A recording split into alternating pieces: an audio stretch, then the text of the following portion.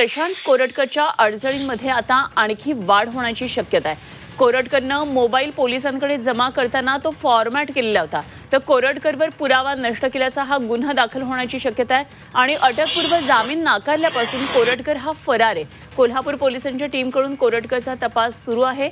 छत्रपती शिवाजी महाराजांबाबत आक्षेपार्ह विधान करून इतिहास संशोधक इंद्रजित सावंत यांना जीवे मारण्याची धमकी देणाऱ्या प्रशांत कोरटकरच्या अडचणी आता वाढणार आहेत। कोरटकर याच्या विरोधात पुरावा नष्ट केल्याचा आणखी एक गुन्हा आता दाखल होण्याची शक्यता आहे आणि कोरटकरनं आपला मोबाईल पोलिसांकडे जमा करताना तो फॉर्मॅट मारलेला। कोल्हापूर जिल्हा न्यायालयानं जामीन अर्ज फेटाळत असताना मोबाईल फॉर्मॅट मारून कोरटकरनं खोटं केल्याचं निरीक्षण नोंदवल्यानंतर आणखी एक गुन्हा दाखल होण्याची आता ही शक्यता आहे। कोल्हापूर न्यायालयानं जामीन अर्ज फेटाळल्यापासून कोरटकर फरार आहे आणि त्याच्या तपासासाठी कोल्हापूर पोलिसांचं पथक नागपूरमध्ये गेलेलं आहे। इरेज केला ना सगळा प्रशांत कोरटकर यांनी, त्याच्यामुळे त्याच्या आधी त्यांचे कोणाचे फोन कॉल झाले, त्याच्या आधीचे कोणते व्हिडिओ आहेत, कारण की ते सतत व्हिडिओ करण्याचे त्यांना व्यसन लागलेलं होतं।